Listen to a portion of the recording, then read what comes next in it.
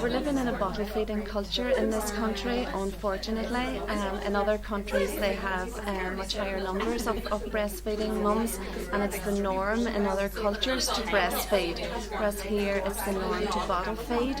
What we're trying to do is to break that down, and that's what we feel is the aim of our group as well, is to try and increase the numbers of breastfeeding mums, so that breastfeeding then is normalised within the community, so that more mums and more babies can actually derive the benefits of breastfeeding.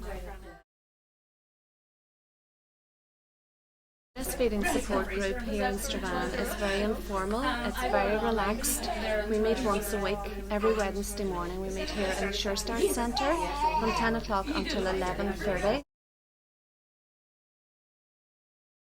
Mums come along with their babies and they have a chat, have a cup of tea, and they can share lots of their experience of breastfeeding. But we also extend an invitation to antenatal mums also to come, try and help them gain as much knowledge and expertise in relation to breastfeeding, to equip them then whenever their baby actually is born.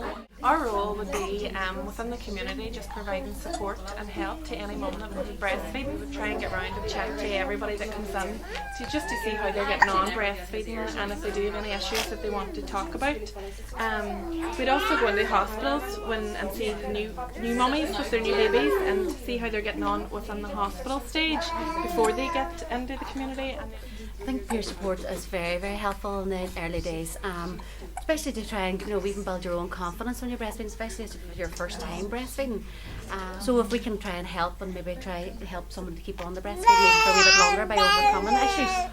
You may feel like giving up sometimes if you come across wee issues, whereas you can come to the group here and we can have a chat, or the peer support mums can maybe try and guide you, maybe how to get over a wee issue or something like that.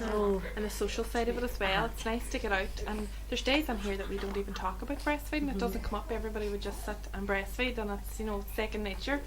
I decided to breastfeed just because I thought it was going to be the best thing for her, knowing that even the first few feeds that she gets in the hospital is the best that she's going to get, and just for her protection and her health, and great bonding experience. And it's just great that when she needs fed, you just put her on, and she's thriving from it, and definitely just go with the flow, and you're not having to wake up at night and make bottles and stuff like that. And that's the best thing that she's getting, and you feel really proud of yourself. I'm just still practicing getting a wee bit discreet at it, but she needs fed, and that's it. And I just feed her wherever I am. It doesn't bother me at all. She's the most important one.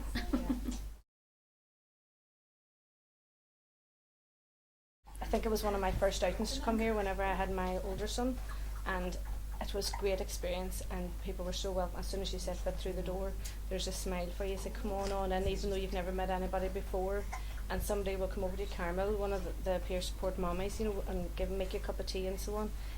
But I think it's very helpful because it's not just about breastfeeding. And sometimes it's eventually whenever they start teasing, what are you doing about this? Or if they're sick and they have a cold, how much medicine are you allowed to give, or help with their breathing, or lots of different wee tips that I found very helpful. It has encouraged me, because I have to say it didn't come easy to me breastfeeding at the start with my first son, and now I feel much more confident in being able to do it, only because I persevered here, and I'm breastfed much longer than I ever expected to, only because again I felt that I could.